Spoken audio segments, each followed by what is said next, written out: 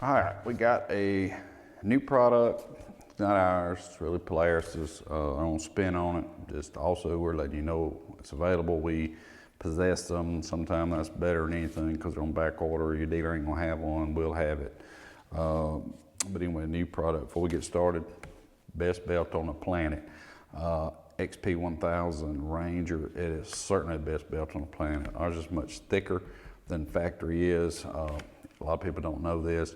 I won't get into great details, but the Rangers use a 16 turbo belt. We're using what we call 17 turbo dimensioned belt. This is actually our turbo belt, but it is thicker.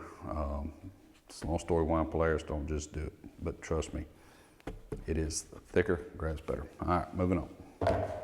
Okay, what is the product? What are we talking about? This is yours. This is the new. This is called a EBS Delete Kit. I'd like to call it the better half. Kind of like my wife, much better half. This is kind of me, hokey and made out of bad parts. You know, I got 2 stents. So you got this EBS mechanism here, and I think this is, no, grab this one, brand spanking new, 22 half. Still got the EBS mechanism, and this bearing is stiff, brand spanking new. So you're getting rid of all of this and going with a very simple 2-way bearing that moves good. Who should buy this over a complete secondary that we sell? If you have, say, less than 2,000 miles or some low amount of miles, and if the outside of your primary clutch is still in very good shape, I mean pristine shape, the only problem you have is this hokey crap here and mechanisms messing up, bearing, etc., then I would buy the halves, less money.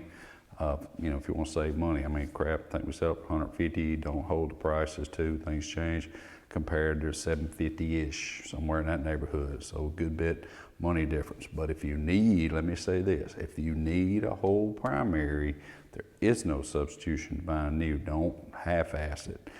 Just get a whole one if you need it, okay? All right, so unfortunately, I do not have my Ranger here. It is at the duck camp. And this came along in a period of time when I don't have it here to show you how to do it. So there will be a video at the end of this and a card to show you how to remove primary clutch. You're gonna need our clutch puller.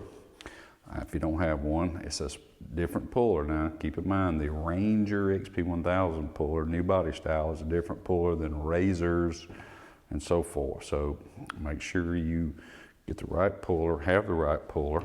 You're gonna need that. You buy the back half, and we sell our standard washer with it to be used. There's a video talking about this. We find out there's a little belt over travel issue in these primaries. Standard washer, okay? So what you'll do is you'll follow that video, go to your Ranger, you take the center bolt out, and then this half here wiggles off. If you can see these spline shafts, once you get the center bolt out, wiggle, wiggle, wiggle. Sometimes it's stuck. Good luck if it's stuck. I don't know a good way to get it off.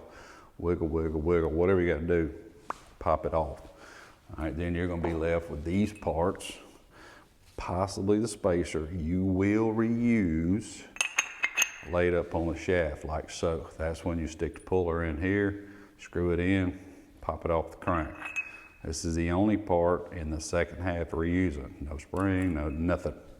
Chunk this crap in the garbage, okay? Now then, you're gonna open up your box. You're gonna get this new half. It should have a washer, bearing and a washer. You're gonna take your spacer. Now mine's apart.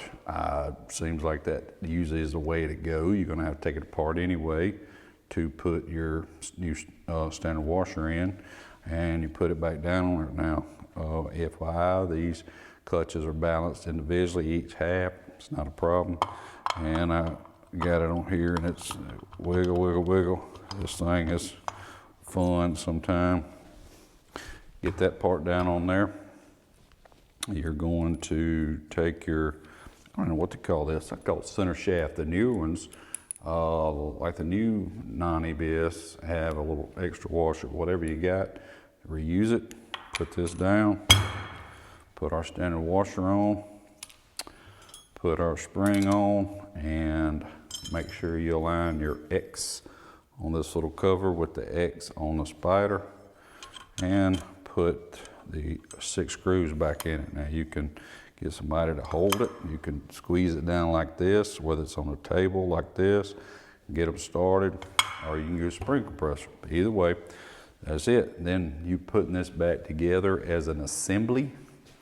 It still could become apart, so don't just hold on to one half and walk to wherever. Pick it up as assembly. I would suggest some brake clean. I don't have a clean rag, but a clean rag and brake clean. And when it's assembled, clean inside this deal on the demonstration. Anyway, clean on the belt side and put it back on, put your bolt in. You know what I use. Impact, I think it's, don't get me lying on the torque. I had 90 something pounds. I never ever torque them. That's a whole nother video maybe. Anyway, simple, easy. FYI, what happens with doing this is you get a more reliable clutch because you're getting away with those parts. You are in fact losing one thing, engine braking under 5 miles an hour, because you're going from a one-way bearing to a two-way bearing. You still got a helix that has EBS function. It closes the secondary up, downshifts it, brings RPM up. You get on down to 3 to 5 miles an hour, 325, not 35, 3 to 5 mile an hour, and then finally the primary open up. I personally just put on brakes. So if you want full-on engine braking, guess you get to keep a crappy clutch. All right, so that's it. You get a new back half, you lose engine braking, you gain reliability, and you gain a standard washer for the belt over travel issue. So hopefully that's clear as mud. I apologize again that I do not have a vehicle that I could go in a little more detail. Jokingly have said this for years on videos. Some of these things, if you can't pick up what we're putting down and kind of do it, maybe you shouldn't be doing this kind of thing. So anyway, got any questions, certainly email me, Todd@hunterworks.com.